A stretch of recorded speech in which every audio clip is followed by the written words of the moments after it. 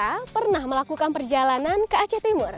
Barangkali tempat yang disebut sebagai awal mula peradaban Islam di Nusantara ini memang tidak cukup dikenal oleh para pelancong. Tetapi kami yakin bahwa setiap daerah memiliki potensi wisata dan budayanya masing-masing. Nah, di sini tim Potret akan mengajak Anda untuk melihat apa saja potensi wisata dan budaya yang ada di Kabupaten Aceh Timur. Apa saja? Jangan kemana-mana, tetap bersama tim Potret.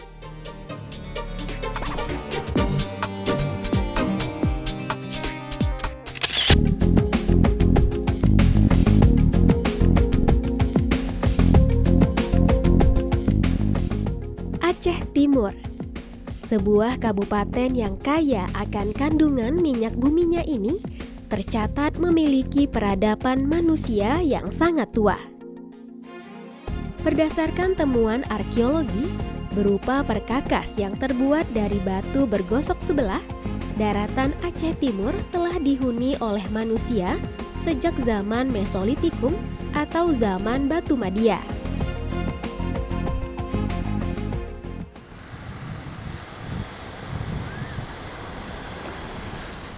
Berbatasan dengan jalur pelayaran terpenting di dunia, yaitu Selat Malaka, membuat banyak bangsa asing datang ke daerah ini.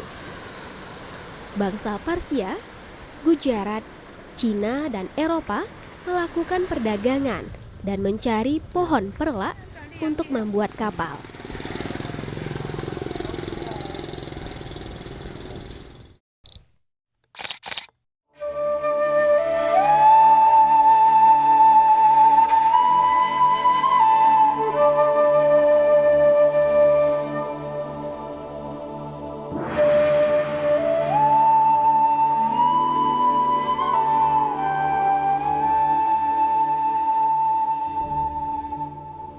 Posisinya yang strategis tidak hanya menguntungkan dari sisi perdagangan, tetapi juga penyebaran agama.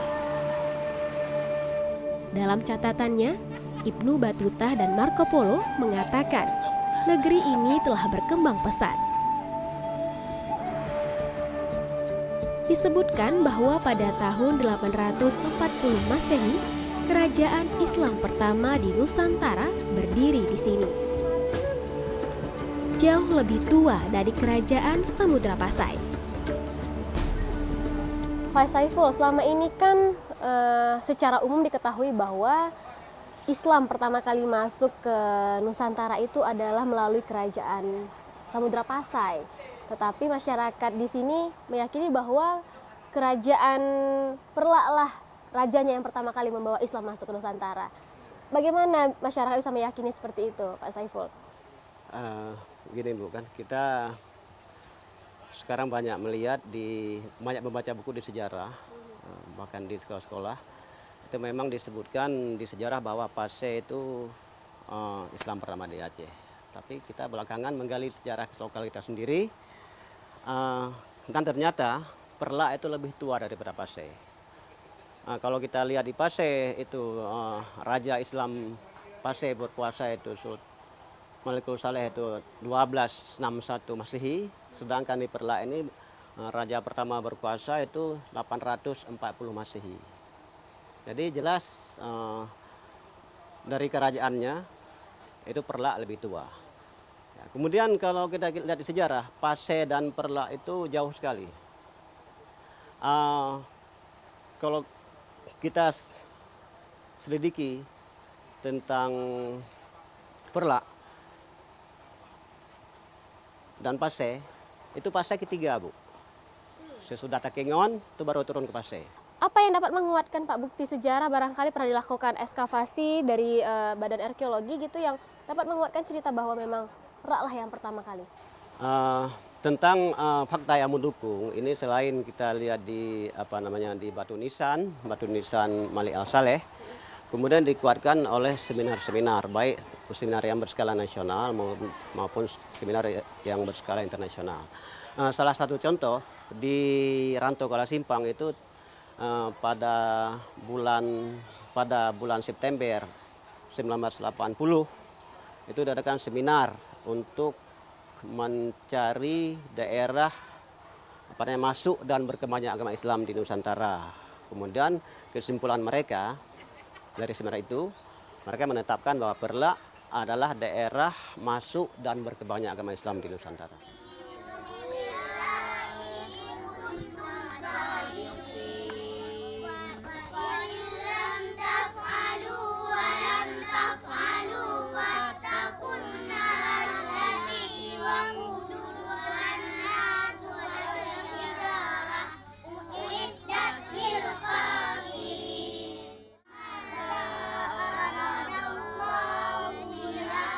Sebagai daerah yang menjadi pusat perkembangan Islam, warisan budaya Islam pun melekat begitu kuat. Ditandai dengan keberadaan dayah, salah satunya dayah Sultan Alaidin yang berada tidak jauh dari situs Monisa.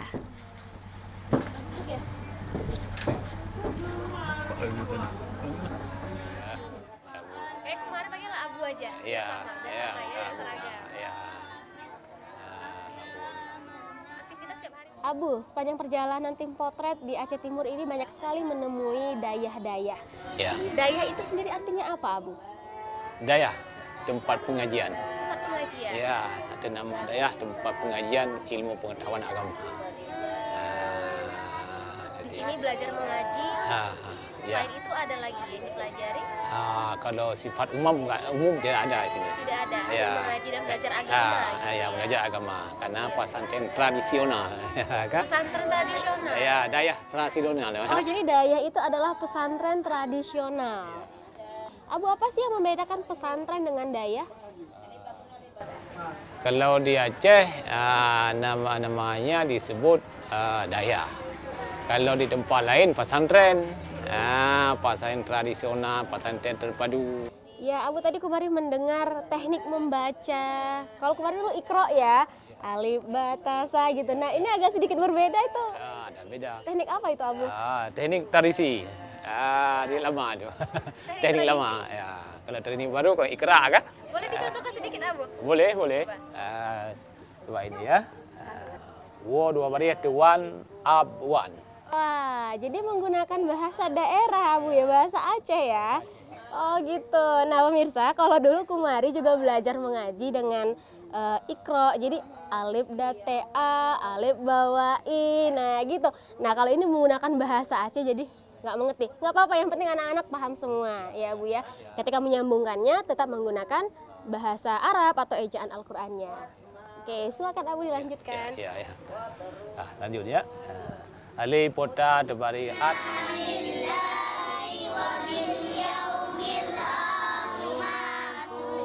Begitulah, penyiaran Islam di Nusantara sesungguhnya dilakukan dengan sangat bijaksana. Salah satunya melalui pendekatan budaya, tanpa mengubah sedikit pun esensi dari ajaran Islam itu sendiri. Dayah di Aceh adalah kearifan budaya Islam yang sangat berharga. Nah, dari Monisa dan Dayah, kita akan melihat satu lagi warisan budaya Islam yang menjadi salah satu media syiar di Aceh.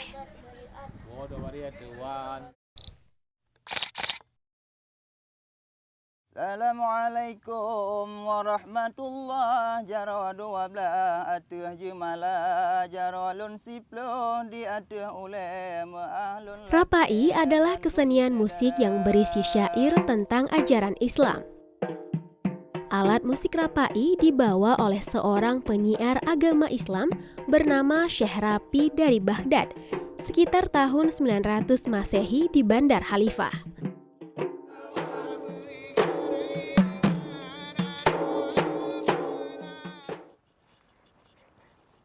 Assalamualaikum Pak Bram. Waalaikumsalam. Ya, Untuk melihat kesenian ini, tim potret sudah membuat janji dengan Dinas Budaya Pariwisata, Pemuda dan Olahraga Aceh Timur. Kesenian Rapai. Iya. Di mana Pak Bram? Insyaallah di sana. Di sana ya. Kita langsung aja.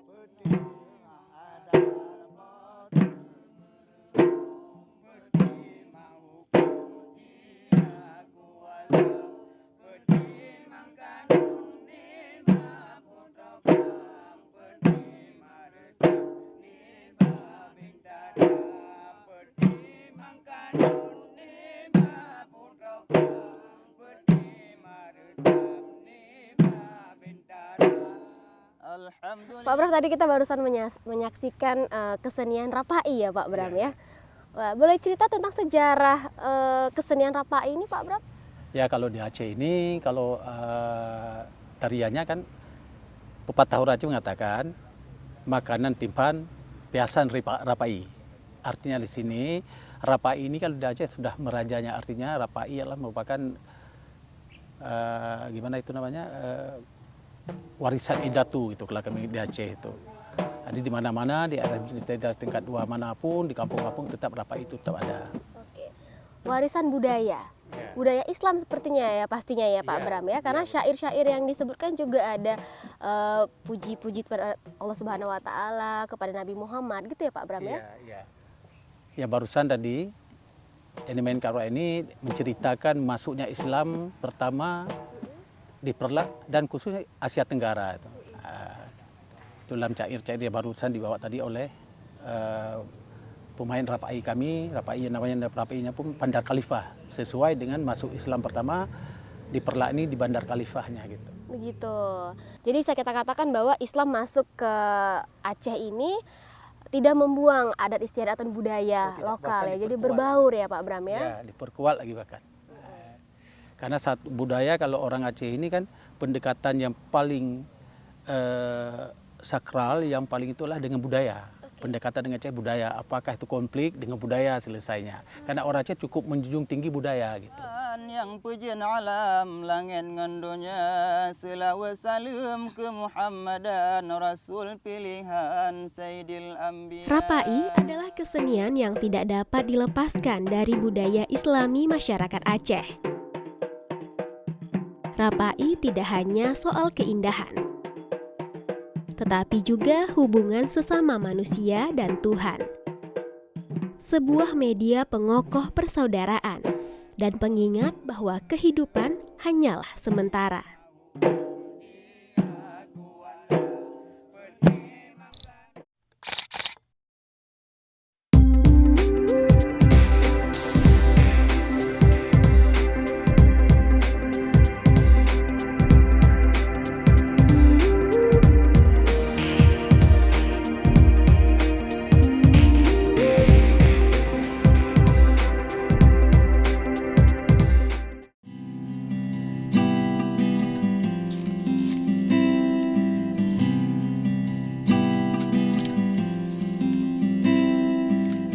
Usai melihat budaya Islam yang begitu mengakar di Aceh Timur, sekarang yuk kita lihat sisi lain dari daerah ini.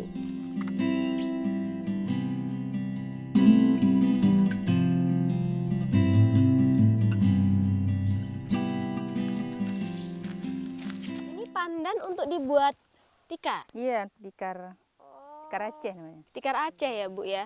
Kemarin juga pernah lihat daun pandan seperti ini untuk dibuat tikar, tetapi dia berduri. Oh itu tumbuhnya di hutan deh. Tumbuhnya di hutan. Dulu memang banyak tuh, sekarang udah langka nggak dapat lagi karena hutan udah kita tanam semua, jadi udah dibuang semua. Oh gitu. Berarti ini jenis yang berbeda? Ini berbeda memang untuk khusus untuk tikar di Aceh. Oh, jenisnya apa Bu? Jenis pandan hijau namanya. Nah ini Ibu ambil daun. Biasanya kalau untuk satu tikar itu butuh berapa lembar daun pandan? 120 lembar itu untuk tikar 2 meter. Panjang 2 meter? Iya. Lebarnya? Lebarnya 80 cm. 80 cm? Iya. Oke Ibu. Ibu buatnya di mana ini? Di rumah-rumah kami, memang kelompok kami. Tapi karena sekarang kebetulan pondoknya belum ada, jadi kami buat di rumah-rumah masing-masing. Rumah masing-masing. Rumah Ibu dekat di sini? Dekat di sini tempatnya. Oke, kami boleh lihat proses pembuatannya Ibu? Boleh ya, silakan. Ya? Oke, yuk. Saya bantu.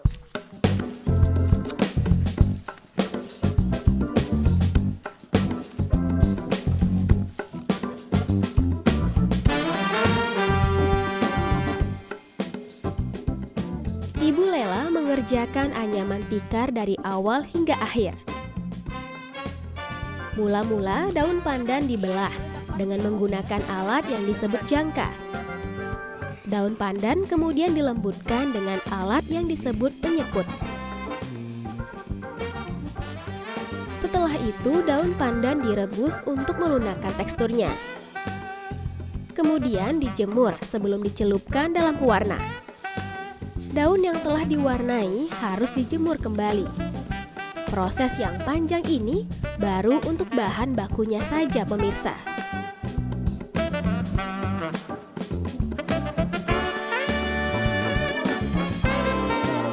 Kegiatan menganyam tikar pandan ini benar-benar membutuhkan kesabaran dan ketekunan.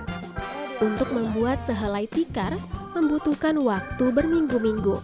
Waktu yang lama dan syarat dengan nilai seni, maka tidak layak rasanya jika tikar Aceh ini dihargai dengan murah. Oh iya. Wah. Luar biasa. Ibu, ini kan kalau tikar ini kan daerah lain juga punya tikar pandan ya. Yang membedakan tikar pandan Aceh dengan daerah lain apa? Terawangnya. Terawangnya. Terawang itu maksudnya? Ini contohnya. Dia dirajut berlobang-lobang, bukan dibolongkan nih, tapi langsung dianyam. Langsung dianyam Iya, ini ya? heeh. Oh, ini yang membedakannya. Iya, ini khas kami Aceh terawangnya. Terawang. Kalau tikar-tikar biasa kayak ini udah banyak, emang seluruh Aceh ada. Seluruh Aceh ada. Nah, kalau untuk ada tidak kendalanya Bu dalam membuat anyaman tikar ini? Ada juga, karena kami warnanya khusus dari Jogja, di sini nggak ada. Didatangkan dari Jogja. Ini kan warna tekstil biasa ya Bu ya? Nggak basis Maksudnya? warnanya kan? Heeh. Basis namanya, khusus dipesan dari Jogja. Kalau daerah sini tidak ada jual? Nggak ada. Kecuali kami pesan baru ada. Oke. Masalah apa yang sering dihadapi dalam kerajinan anyaman tikar ini? Nih? Cuman kami pondok kerja belum ada, itu dana untuk tambahan dana modal. Modal ya? Karena modal itu kan kami pakai untuk kadang-kadang yang pesan 3 lembar, siap harus 2 minggu. Jadi kalau nggak ada kita pesan-pesan, kita upah-upah sama anggota, lama prosesnya.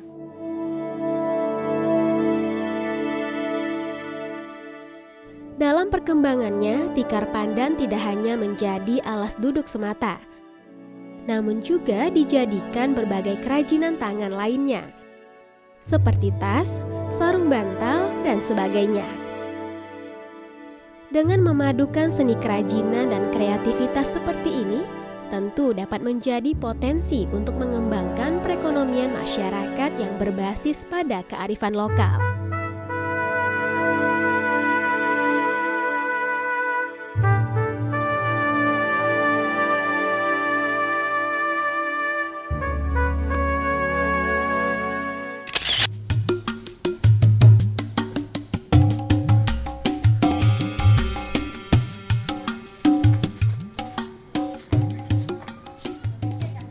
Pemirsa, akhir perjalanan ini akan kami tutup dengan kuliner khas Aceh. Kue tradisional ini sebenarnya cukup dikenal di kalangan masyarakat rumpun Melayu. Kue kara-kara atau kekarah terbuat dari bahan-bahan yang sangat sederhana. Biasanya kekarah terbuat dari bahan utama tepung dan santan. Bahan apa saja yang dibutuhkan?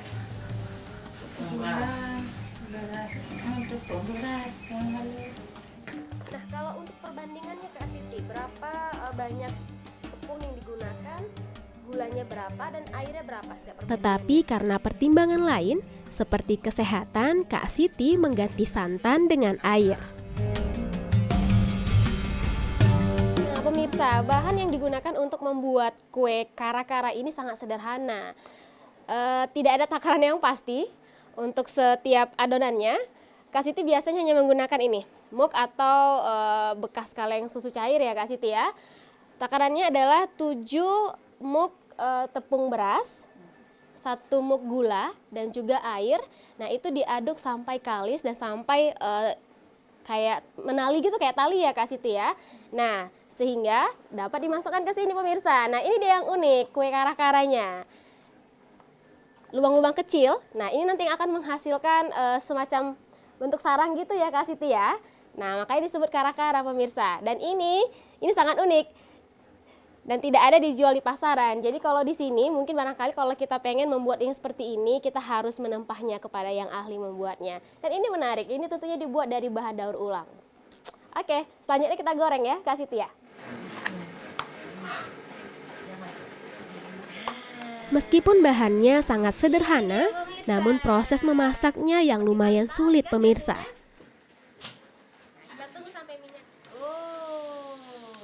Adonan kekarah langsung dibentuk seperti sarang di dalam minyak panas.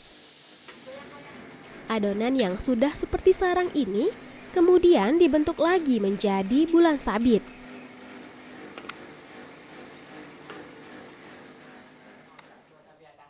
Nah, saya coba Kak Siti boleh ya?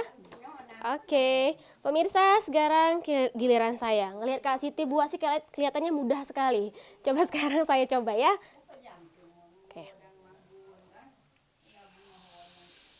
Wah, sebentar. Saya mau berusaha membuat ini serapi mungkin. Seperti bulan sabit. Mirip yang dibuat oleh Kak Siti. Bisa sama tidak ya pemirsa ya? Nah, ini dia kara-kara buatan saya pemirsa.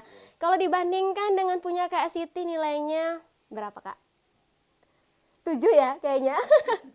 Oke, ini pemirsa kara-kara ala saya. Tidak butuh waktu lama sampai kekarah benar-benar matang. Minyak yang melekat pada kekarah ini harus ditiriskan sampai benar-benar kering. Tujuannya agar tahan disimpan dalam waktu yang lama. Langsung masuk ke mulut nih.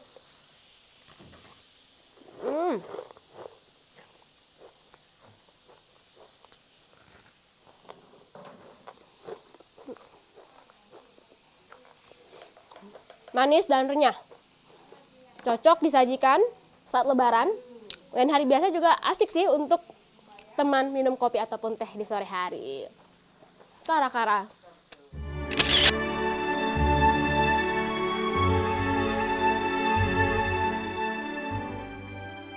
Indonesia memiliki lebih dari 1.000 suku bangsa yang tersebar dari Sabang sampai Merauke.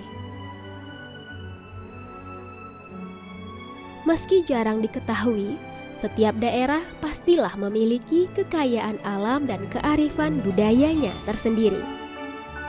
Sama halnya dengan Aceh Timur yang memiliki warisan atau pusaka budaya yang bersendikan syariat Islam ini.